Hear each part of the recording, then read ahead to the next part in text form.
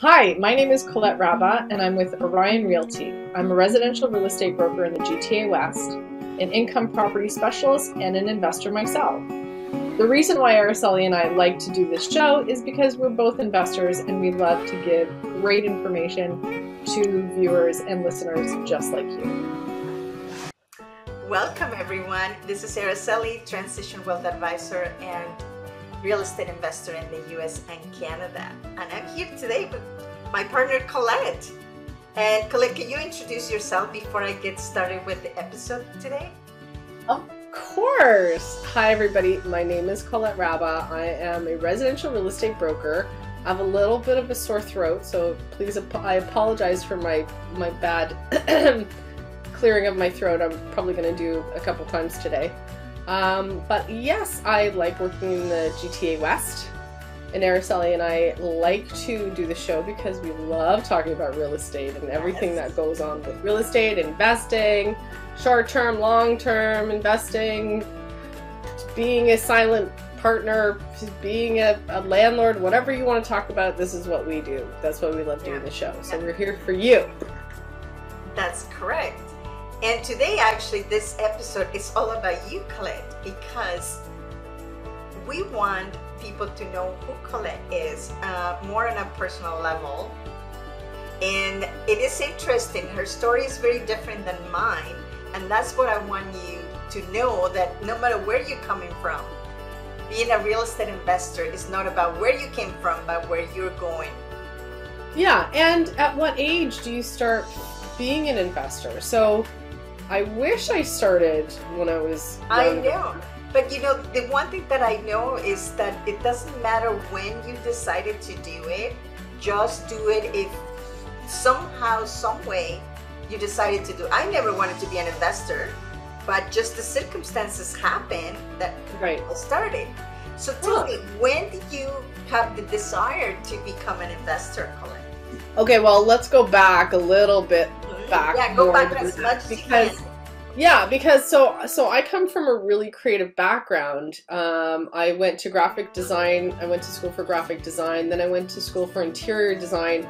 I always liked that. So it was always a progression of being in a creative field. And I really so before you move on to anything else, can you tell exactly what is an interior designer? What do they do? Sure. So interior design or decorating, so there's a little bit of a difference, but basically, let's just say a decorator will, come into your house and say, if you would like to have a more cohesive look, and it's a little bit different than staging. So people, I think, are more familiar with staging, where you dress the house to make it look light and bright and modern, and so it appeases to very many buyers. So people want to have that, no clutter, very nice streamlined kind of look. So usually, I want to say normal people at a certain level, they don't hire an interior decorator because they think I can just buy a couch myself. I can just go and, make my bed myself. I can buy drapes myself. I can do this. But when you see a room that's all put together cohesively, and it doesn't have to all be matching, but it's nice when you have someone to help you with that. So I did a lot of kitchens. I did a lot of bathrooms when I was in interior design.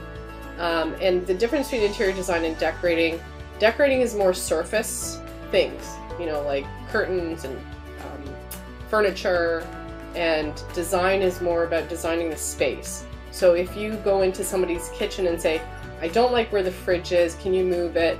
Let's say the bathroom doesn't work. I need to have the bathtub a different way. So that's really the difference. And interior designers might even take down walls. Of course, they'll hire professionals to make sure the wall is not load-bearing first, but they can design the house or the room around the space that's available or not available. So if they say, let's open up the whole, if you want to, let's say open concept, and you can take these walls down. So that's your first step, is with the designer, and then they work with the proper people, like, the ones that, architects, if you need an architect, if you need an engineer to make sure you take the walls down, that's your first stop. and then it continues on with that. Yeah, I always try to get the distinction, because the way that I see interior designers is that it is how is the flow of the work that is going to be done in that room, right?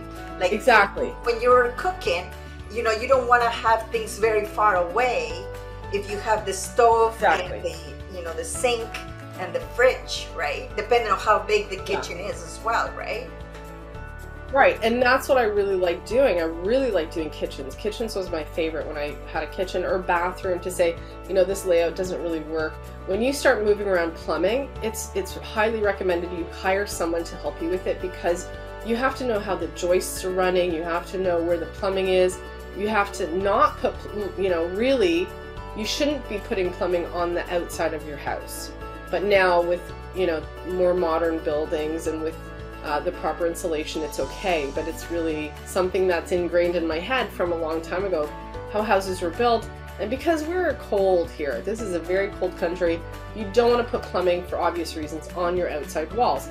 So all these things you really have to think about when you design a house, or when you decorate or design a room.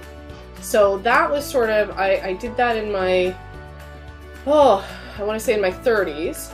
And then I started doing staging for people. And then I met a whole bunch of real estate agents. I couldn't really believe that these real estate agents weren't giving the service to their clients. So I was actually working with one that I said, I would really like to buy an income property. Will you help me? And she said, yes, of course. And then we would go and look at houses, and she would be showing me these she would show me these houses that needed so much work and renovation. And I said, so why are you showing me this house? My cash flows, I'm going to have to spend, you know, whatever. I would point out at her, that's $10,000. That's going to be $40,000. That alone is $5,000. A small thing like that. And this was years and years ago, before I had my license. She got mad at me and she said, well, why don't you just get your license yourself? You seem like you know what you're talking about. So I said, oh, okay, if that's how you feel. And I did. I got my license. My kids were a little bit older at this point.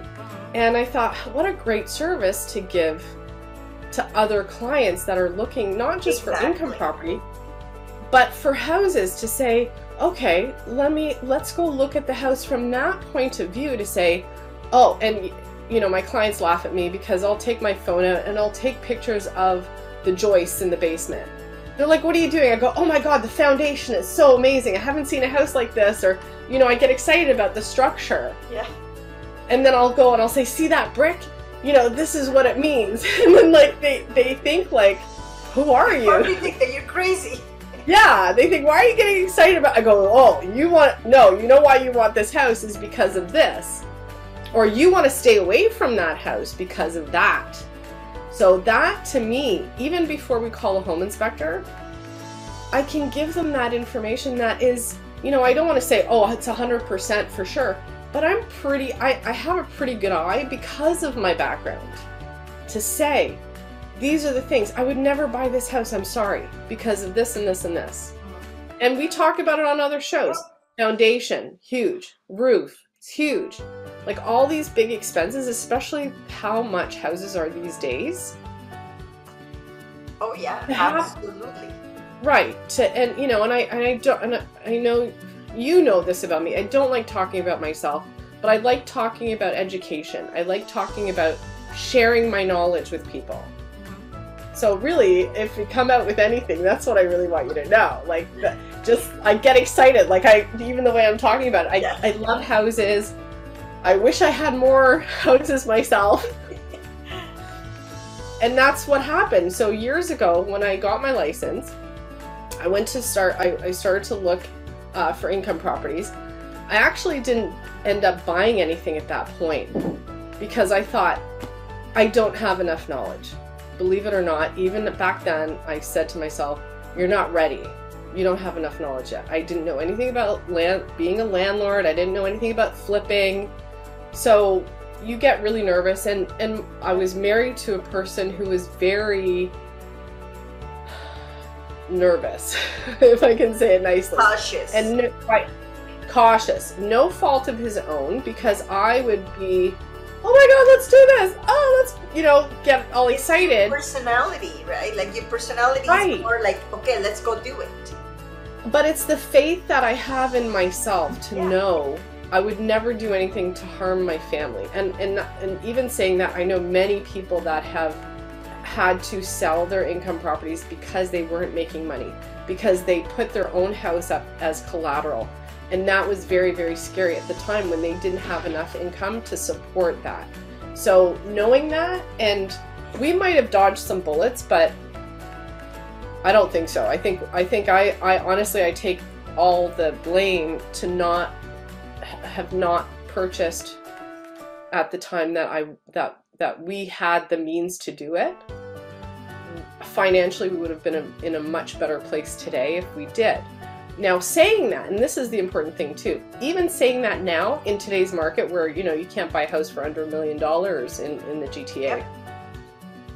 Think about in 10 years from now. They're not going to be less than $1 million. There's no way. No way. So when you think of it that way, you should have a little bit of faith in the system too. And you always have a plan B. That should be, you know, get a tattoo somewhere. What's the plan B? Because that makes you feel more confident too. Right? So that's another thing I offer my clients is, listen, if things don't work out, there's always a plan B. There's always something else you can do. Yeah. And to be financially secure, in this day and age, it's crazy. Yeah. So anyway, so that's what happened. I didn't buy my first income property till 2018. And I had to do it without my husband being okay with it. Because this was after years and years of fighting about it and, you know, having this goal, having this desire for so long. And saying, you know what, I would really like to do this, and I'm not going to ask you for any money. I'm not going to have our family suffer. I will do it all on my own financially. I knew exactly how long it was going to take me to renovate. I knew exactly how long it was going to take me to generate income. And even if I was running at a loss, I still could manage the payments myself. So that's the difference. That's the difference. And then, so now fast forward, it's been a few years, and that's my vacation property. So it wasn't a traditional full-time tenanted property too. I had to do it. I had to do the numbers. And I think that's also why I waited so long, because I wasn't happy with the numbers. The numbers weren't good enough for me, and that was very hard. So honestly, I'm my worst client. Very hard on myself. I was tough. I think we all are a little bit harsh on ourselves, because you really are measuring yourself against somebody else that is a little bit higher than you are, and sometimes that's very hard for people. Yeah.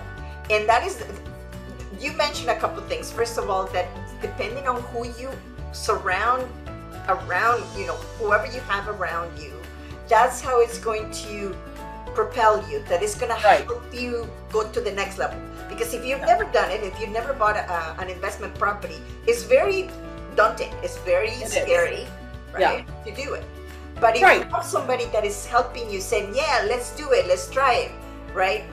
But if you have somebody that is not helping you and said, no, we don't want to do it, then it takes you longer, because now you're doing it for both of them, right? Like, well, you second guess yourself too, and you think, oh my gosh, I don't want to put my family at risk. I don't want to be, see, I told you so. I never want, like, that was the whole thing where I never wanted somebody to point the finger at me and say, I told you so. I told you this wasn't going to work. So the pressure was very, very high for me too. And now I'm in the industry too at this point. Yep. I have been working as a realtor. I represented myself, which was not a great idea either at the time, but I also did it because I wanted to learn. Yeah, for sure. So and I did it because this was a vacation property. I bought this house has taught me so much more than if I would ever serve a client. I would have never had this experience. I would have never had the same experience. So here I am by myself in the throes of things. The house was built in 1886. Never saw a foundation like that before. in a whole different area. I'm out of my comfort zone. It's not in Mississauga or the GTA even. There was a septic system. Yep. There was a barn. So all these things that I didn't have any experience with, I just said, let's go. Let's do this. And if it doesn't work out, I got my plan B. I'm not scared. And my plan B is still not in effect. Knock on wood. Thank you. But it's been funny over the few years of how things change and how, I like to say, serendipitous things. Things happen for a reason. You meet certain people for a reason. They help you in ways that you never imagined. And that's what I love about buying houses too, that you don't know who your neighbor is until you buy, and you get to sit there and talk to them and knock on their door and say hi and introduce yourself. Those people can change your life. That's a whole other story, but oh, yeah. You know, so to get back into why I got into real estate. So firstly, I didn't think that there were people that were really supporting their clients, number one. Number two, I thought I could do a better job because I had all this knowledge. Mm-hmm. Number three, you also have the like for it, right? Yeah. So my background, so the eye for it. So I know about structure. I know about, you know, how houses work. I'm also handy. You know that. Mm-hmm. So and I get embarrassed sometimes too, because I just recently at my vacation property, I had to rebuild the deck. I didn't have to do it myself, but I chose to. And the funny thing was, I don't want to tell anybody. Well, now obviously I'm telling everybody, because I don't want people to think like, oh, why didn't you just hire somebody? It's just not about that, Colette. You see, for real estate investors, I love doing things myself. Right. If I hire somebody, it's sure. But there is certain, I don't know, like, it's I the get pride. excited about it. It's a pride that you're doing it yourself. It is, right. And it's a good workout too. Yeah, of course. Yeah, it's a great, yeah. And of course, you know, I had a couple scratches and scrapes on my hands, but honestly, just to get your hands dirty and to feel like this house means so much to me because it is my first income property. And it was something that I really, I still like to learn. I'm physically capable of doing it. And I want to see what's going on behind the scenes. So I got to, you know, I took the deck apart last fall. I could see what the foundation was like. I could see like it was right up against the house. I could see how the house was built, because later on, if there's something that I have to repair, I have that in my mind. I know what it's like. Yeah. So all these little things, even if you're not an investor, if you just buy a house for yourself, these are the things you can't just move in and say, okay, hands off, I'm not going to do anything. No. For example, the dryer vent. So I have a little dryer vent, you know, the ones that have the flaps. Mm-hmm. I heard something in the dryer at my house here in Mississauga. Heard something in the dryer. It's a bird. Bird got in. What happened? I go outside, I look at the vent, one of the flaps is gone. So it's like a big hole. So they just want to build a nest in there. It's nice. So things like that. So even as a homeowner, to do those small things, I think a handyman costs anywhere between $50 and $100 an hour. So that's at least a 2-hour job to take the old one off. It's siliconed on, or you know, whatever way they put it on, to take it off, unscrew it. You know, you have to buy the other part, put that on, you know, make sure it's okay. So for me to save a little bit of money that way, I can do it. It's really not a big deal if you choose to do it or not. Yeah, of course. I like to do the same thing myself. Like, you know, every year I go to my house, I look around. If something is not good, I fix it up myself. Go up a little bit and so on, right? Like, it's just regular maintenance. And I think it doesn't matter if it's your principal resident or not, but it's just regular maintenance that you have to do. And things are going to deteriorate if they're outside, right?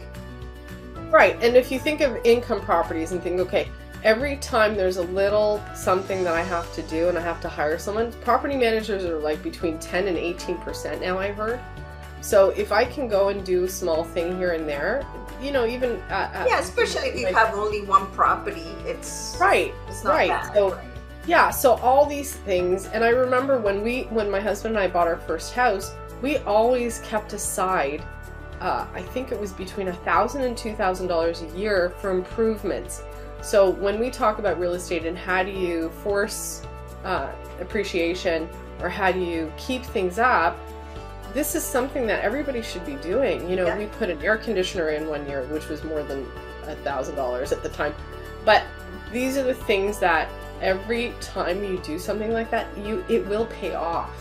We start talking, and somehow, some way, we always end up talking about houses, right? But it has to do with, it's still about me. Yeah. Because I'm sharing my knowledge. A little bit more about, what are your hobbies? Tell me about it. I know about you. I'll tell you, but like, again, about my work, like that's how passionate I am about my work, because then when I do go show houses to people, I tell them all this. So our showings are actually an hour long because I talk. Yeah. And I say, this is what you have to look out for. This is what, there's so much knowledge to know in a house. And there's sometimes you'll walk into a house and there's something on the wall and you say, what is that? I'll probably know what it is. Most realtors don't. So that's, I just want to say it's important to hire a realtor that knows these things. Absolutely. So especially if you're going to be doing fix and flips, you really want to know before you're actually putting the offer what you're getting yourself into. So that is very important. Yes. And if it's not, even if you're going to buy for yourself, then you still want to know, right? Because if there's something that is going to cost you a lot of money in the long term, right? Yeah, and I'm not claiming that I know everything. There's some, actually, if I hire a home inspector and they teach me something, I'm thrilled. I'm very happy to hear what they have to say. Hasn't happened in a long time. But when they do, it's good. That and contractors can also teach you quite a lot. So yes, yeah. So if you have the right contractor, and so are you gonna tell me about your hobbies now? Yes, sure. Okay, what are my hobbies? So yeah, I actually, you know this, and again, it's a little embarrassing. Sometimes I'll drive down the street, and I'm not really doing this for money. I'm doing it as a hobby for myself. I'm very passionate about having people not throw out things that are reusable, especially furniture. So if there's something on the curb that I feel can either have a new life put into it, or it can be donated and somebody else can use it, I'm not using it every time. But if I see something on the curb and I pick it up, I throw it in my car, I take it home, I clean it, I take a look at it. If it's in good shape, sometimes it's in the dark. I don't even see what I'm picking up. So I just take a chance. I look at it the next day. I don't pick a lot of upholstered furniture because of bed bugs and other stuff. It's hard to upholster. I'm not a big reupholsterer. I have done a couple where I've sent it out to get reupholstered, but I love doing that. I love taking wood furniture, because the other thing too is I find older furniture is built so well. Yeah. And it's solid wood. It's not veneer, it's not particle board, it's not put together. Yeah. With if you have the time, that is kind of like the projects that I like to do. I wish I had more space to do it, right? Because it could be a little messy. Oh, I have lots of projects. Sanding and cutting, it becomes a little bit messy, so you need a little bit bigger space. But you've seen the wall that I built with all the pallets that I did. Right. And it was a little challenging because I didn't have a lot of space. But my favorite thing is your spice cabinet. So Araceli opened up the wall in between some wall joists, and she made this spice cabinet, and it's behind a mirror. So when you walk into her house, you think, oh, look at this beautiful mirror. But it's fantastic. Like, things like that, where you have that time, because I think our schedules are similar. When you have clients and you're busy, you don't touch that stuff. Yep. But then you also have downtimes. I have closings coming up. I don't have a lot of active clients sometimes in the year, and I get to do those fun projects. And it's something that, thrills me to do it. And then when people come over, and again, it's pride too, where you go, oh my God, look what I did. And people are like, you know what? Sometimes, Colette, I try to look for things already made, and nothing would fit, nothing would be exactly what you want, right? Or the size, the shape, all of it, you got to do it custom because you have only so much space, right? That's right. Yeah, absolutely. So, and that's the funny thing too. When I see, you know, we're both on Instagram. We both like to see photos of what other people are doing. And a lot of the times I save them. I save all these pictures. And then after a while I think, oh my gosh, why was I so impressed by that? It's pretty simple. It's a pretty easy idea to redo it. But you know what is simple to you and it's simple for me because I said, well, that's easy. Let's just take this, that. Yeah. Some people would say, oh my God, I would never do anything like that. I have no idea how to do it. It's right. I know. So, anyway, I've been taking things apart since I was a baby.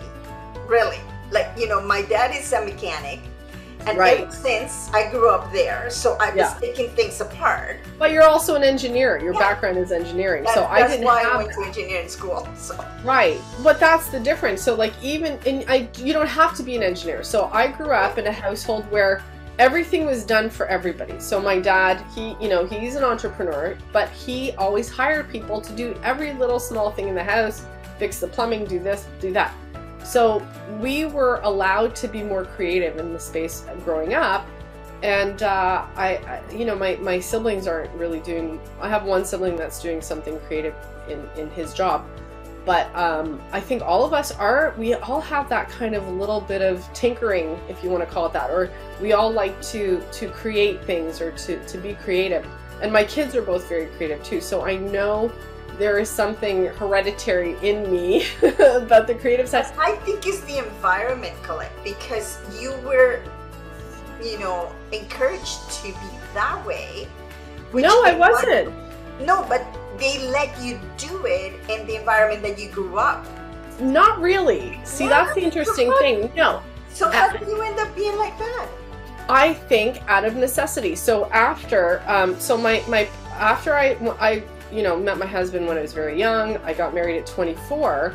So I think once, and I remember the first time I switched out a sink was in his apartment. So my husband, when I met him, he went away for a week or something. I said, oh, I'm going to surprise him. And I didn't talk to the landlord. I didn't do anything. I said, I'm going to buy him a new vanity and I'm going to put it in myself. I didn't know what I was doing, but I thought, okay, why not? And then, I painted, oh my gosh, those poor apartments. I think we were in 2 different apartments. So after the second apartment, I actually moved in with them to another. And I remember we did the flooring, we redid the vinyl floor, we painted all the kitchen cabinets. I can't imagine going in there now what it looks like. If it's still like that, this is like 30 years ago. But still, this is our first little foray in renovating. No, Colette, a lot of people wouldn't do that. I would do it, right? But other people wouldn't do it. It's amazing, right? Right, I'm improving the property for the landlord. So I want to enjoy it, but I also want to do it for the landlord. And of course, after I said to the landlord, hey, listen, I just want to let you know I swapped out because it was a pedestal sink and we put in a cabinet. Are you okay with that? They're like, oh my God, yeah, of course, thank you. So stuff like that, I highly recommend you ask the landlord first. Yes, because they also will probably pay for it. They'll probably pay for the cabinet, and then if you feel like you know what you're doing with the plumbing, they don't want you to damage the property. That's the only thing. So please check with them first before you do anything crazy like that. Anyway, so that was like over 30 years ago. So that's how I started getting that taste of saying, why not? And I think there is something about when you create something that it gives you some kind of pride. Of course. It is for me. Like, I love doing, it's kind of like meditation for me. When I start working on it, I get so immersed into measuring things, things fit properly. No, that's not like me at all. I just want to get it done. It's a big job and I want to get this done and the end, and that's it. So yeah, but that's the thing. So out of necessity, but also out of interest, where, what was I thinking when I was 24, 25? I don't know what I was thinking. I thought just, hey, why not? Why not do it? And that sort of led into when we had our first house. We did a whole bunch of stuff. We renovated the second house we bought. I gutted the whole house completely. So that technically was that's a big job. That's a really big job. Honestly, that first house, I didn't do it myself. I hired a contractor because it was such a big job. We touched everything, 2 bathrooms, the kitchen, the flooring pretty much everywhere in the house. I moved a closet. I changed the layout of a bathroom too. So all that. So that's when I was in interior design. That's when I started. So sort of Well, you already have now the knowledge to be able to do it properly, right? Yeah, but and so that went on. Very happy to do it. We lived in that house, I think, for about 7 years, and then I said we need a bigger house, so we moved to the house that I'm currently in now. And I haven't done any renovation in this house at all because it was a brand new house, so I didn't have to. But you don't think my brain doesn't shut off. I want to do 500 different projects in the house. I want to raise the ceiling. I want to do crazy stuff like that. I know I'm not going to do so much time. And also, you know, this is the one thing that we tell you. Like, if you over improve, then you might not get that money back. Right. It's not necessary unless the house is really, really old. Then do it. But in this case, you know, the house is relatively new. Yeah. And it just, I would like to have higher ceilings, but okay, and this is structure. Yeah. This is getting into structure now, so there's no way. I mean, I'm going to change the roof trusses to make my coffered ceiling. Like, that's just insane. But this is the thing. That's what gets us going to say, okay, and I'm sorry, I shouldn't have said I didn't do any renovation. I did. I actually put in a basement apartment so I could afford to live here and rent out the basement.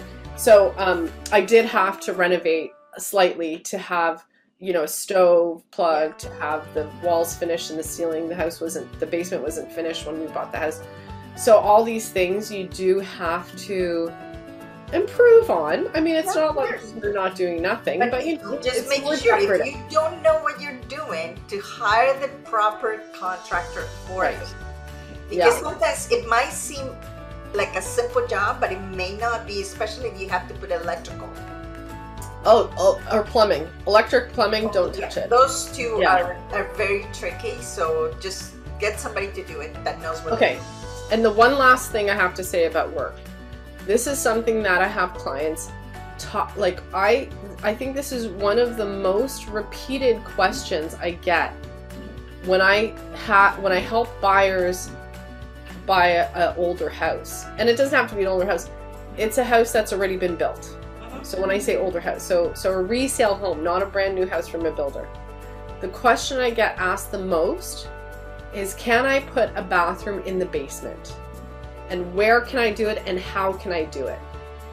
And I want to say 98% of the time, I can tell you how to do it. Without an inspector, without a builder, to give you the rough idea. This is where you do it. You're going to have to do this, you're going to have to do that. But you can do it.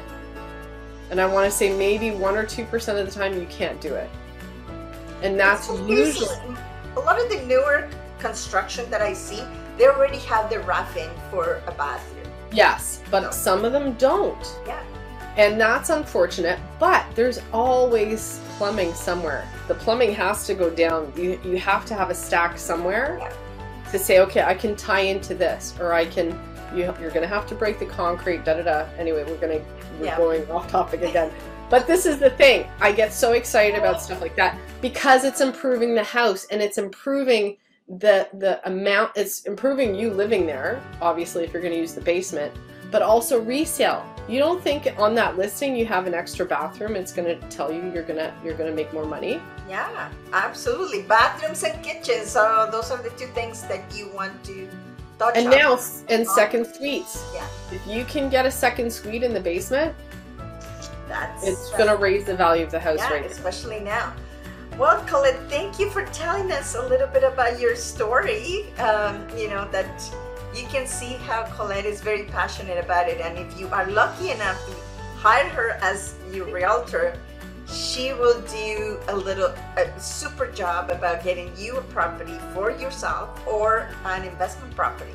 So you get lots of knowledge attached to her. So. And selling too. Don't forget, selling the property. If you need help, I do everything. I'll help you with the stager. If you need to get rid of, you have to declutter first. I'll help you with all of that stuff. So don't think that just because I talk about, you know, renovations and things like that, selling houses, there's part of that as well. You probably need repairs. You probably need to fix something. If you want to renovate and modernize your house before you sell it, this is perfect. I don't charge for that, you know, to give you that advice.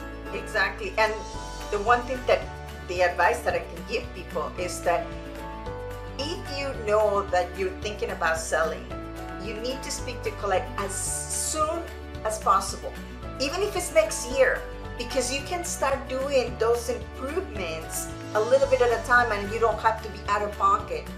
Like, oh my God, we're selling next month. Oh my God, let's do all of these at once. Right, exactly. No, and you can, thank you for saying that. That's very important because things do take time, especially now when there's a backup in, you know, the supply chain. I hate saying supply chain. Everybody hears that, but it's a reality. So sometimes you can't get parts. Sometimes you can't get product. Or people. You get it. And the shipping takes forever for it to actually get here. So all these things, you absolutely, thank you very much for saying that. Even if you're looking at selling in an hour, or in a year, you gotta call me. I don't know if I can do it in an hour, but you know, whatever you need. And the thing is, one of the things also as well is at least you get to enjoy a little bit of that if you're going to be improving it. I don't like to, I see many people that they're going to sell their house. Oh, now we're going to do all of this work.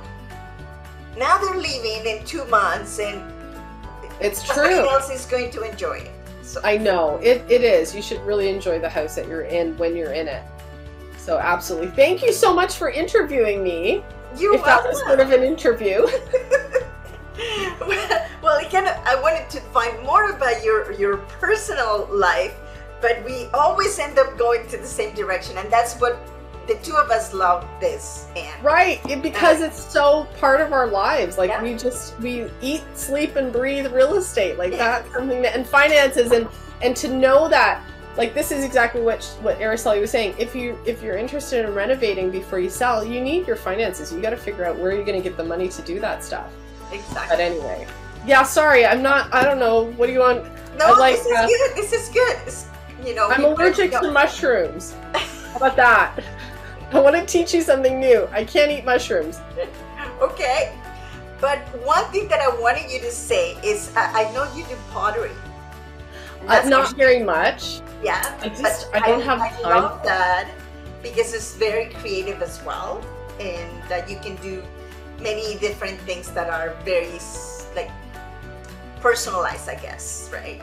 Yeah, but and you know what? It's sad. I really don't do pottery anymore. It takes a lot of time because you have to make something and then you have to wait and it has to dry and then you have to put it in the kiln and fire it and then you have to take it out and then you have to glaze and then you have to fire it again. So the process is very long, and if you're not a production potter, you're not doing it every day, yeah. Like things would dry on me and then I would have to start all over again. So I love it. I wish maybe when I retire I'll do it, I'll go back to it, but you know, for now it's heartbreaking. I'm sorry. I wish I had more time to do it. But you know what? I'm fine. I'm fine with not doing it. Yeah. You know, maybe I'll take a class in the fall or something like that when I have a little bit more time. But honestly, if it's something that I'd much rather do something to either give to someone else. That's what I really liked about pottery, was I would give away a lot of it because I didn't like anything that I made. I didn't think it was very good. Yeah. But anyway, that's, you know, that's a whole other thing. But yeah, maybe one day. Well, we learned a few things about you, and as always, it's always very nice talking to you. And one thing as well that you get from Colette is that she's very friendly and she's very entertaining. So it's true. It's true. Yeah, so, I embarrass myself sometimes. Lots of things, right? So with the package. Thank you that for Colette saying. has. So thank you, Colette, for being here and sharing with us a little bit about what you do, which is a lot about houses. And you know, I love your personality, that you're very, you know, forward and passionate about what you do. And that is very important when you are doing your job. So I think that, thank you. You know, whoever hires you is very lucky to have you as a realtor, because you do not only the transaction, but all of the other things that are around, and that is the value that you bring. So thank you. Thank you so much for talking to us and tell us more about you. And thank you. See you guys next week. Thanks, Colette. Bye, everybody. Thanks. Thanks for joining us today. If you'd like more information or if you have any questions, please go to my website at www.coletterabba.com.